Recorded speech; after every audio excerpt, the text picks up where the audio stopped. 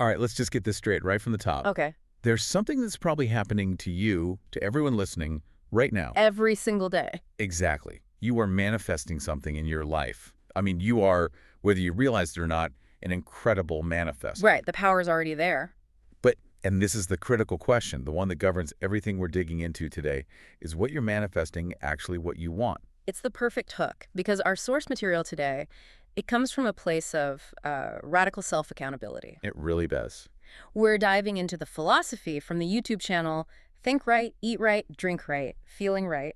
And it's delivered by this remarkable self-survivor of life, gangster chef Cabrini. A fantastic title. So our mission today is really targeted. We are unpacking the foundational principle of our whole system. Which she calls Cabrini's Law, F.U.C.K, T.H.A.T. And that first absolutely necessary step is, well, it's just making a decision.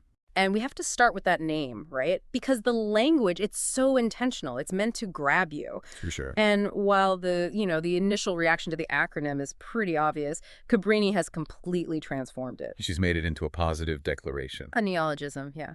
It's designed for empowerment.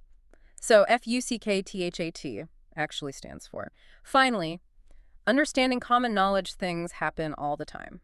That reframing is everything. It takes this reactive, almost angry phrase and turns it into this assertive philosophy. Right. It's built on understanding, as she says, the predictable laws of the universe.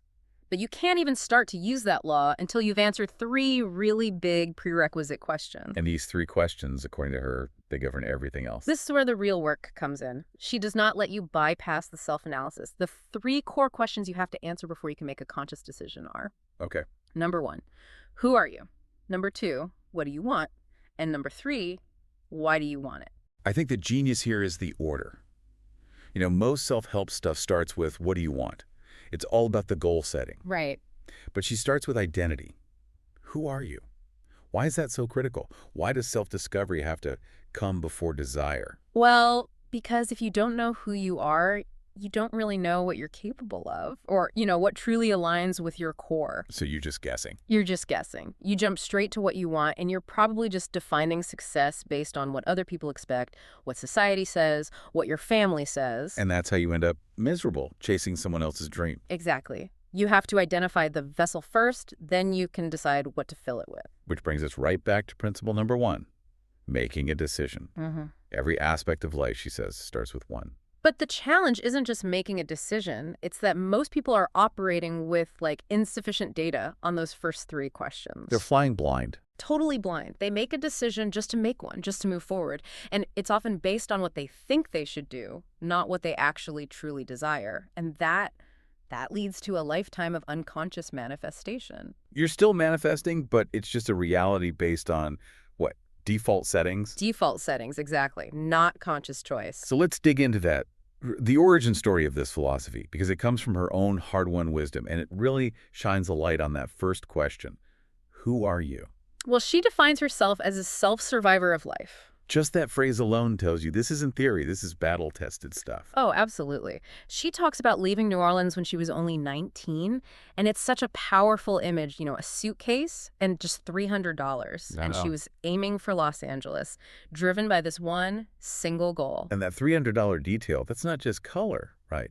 It frames the kind of intense commitment that first decision required. Absolutely. There was no safety net. It forced this moment of clarity. She thought she was running to a dream, but she said later she realized the deeper truth was she was running for myself. So she was starting that who are you process without even knowing the question. Exactly. So then you fast forward years later to 2013. She's already been super successful in business. Right. She knew the restaurant world inside and out. Front of the house, back of the house promotion. She mastered it all. But then she makes this other huge conscious decision. She decides to stop opening brick-and-mortar businesses. A total pivot. A total pivot, and that was the moment she went from being an expert at doing something to being an expert at teaching it. She realized her true value wasn't in the physical spaces anymore. It was in the mindset. It was in sharing the mindset, the knowledge that made those places successful, and that's what launched her first memoir. Right, but then she hits this internal hurdle, which she says was the hardest part of all. Accepting that Cabrini was the business and getting comfortable with what she calls the God in me, which happens to be Cabrini. It's a massive shift. I mean, running a restaurant is one thing, but becoming the brand, where your personality, your story, your vulnerability is the product. That's a whole other level. It's exponentially harder. She describes having to get still, take a deep breath, and just uncomfortably find out who the fuck are you. And this journey led her to reinterpret faith in a really personal way. She talks about the phrase, I am the image and likeness. Yeah, but she brings it down from this, abstract theological concept to something radically personal. For her, embodying that means embodying kindness, loving, joy. But with a huge caveat. A huge one. Yeah. All of that with self first. You have to nurture those things in yourself before you can even hope to project them out authentically. And that idea of self-nurturing is at the core of one of her most intense personal stories. She talks about being a people pleaser. A trap so many people fall into, just constantly serving everyone else's needs. And she connects that lack of self-nurturing directly to her first breast cancer diagnosis. Yes, and this is her specific personal spiritual analysis, but she frames the breast as the nurturing component. And in her view, the cancer was her body physically screaming that she was ignoring her own need to be nurtured.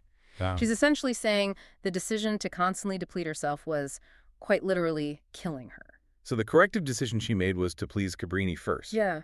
But, I mean, for a lot of people listening, that can sound really selfish. It can. Especially when she says things like, your kids, your husband, nobody matters but you in that initial moment of decision. How does that not turn into just neglecting everyone you love? That's the essential paradox she addresses. She explains it by saying that by prioritizing herself, she actually increased her overall capacity to give. She says, I still am the people pleaser, but I first please Cabrini so that I can please you better. It's the oxygen mask principle. It's the ultimate oxygen mask principle applied to your entire life. You are not being selfish, you are being prerequisite. If your tank is empty, you're useless to everyone. By deciding to fill her own tank, she changed the energy of her giving from, resentment and depletion to joy and abundance. Which changes the entire vibration. Okay, let's unpack that. Vibration and this idea of a seed thought. This moves us from what you decide to the quality of how you decide it. This is the absolute core of her teaching on manifestation. Making a decision is one thing. Right. Making a conscious decision, one that's infused with real intention, with expectation, that's totally different. That quality of thinking, the emotional charge behind it, that becomes the seed thought in the subconscious soil. And that seed determines what grows. So the subconscious is the soil, the decision is the seed, and the vibration is like the water. Yeah. The fertilizer. It's the energy. It's the energy that tells the universe what frequency you're on. Think of it like a radio signal. If your decision is full of doubt and fear, you're broadcasting on a really low frequency. And the universe just matches it. It just matches it. It's not judging you. It's just conspiring to give you more of what you're broadcasting. When you make a conscious high vibration decision, she says the universe conspires to give you what you need.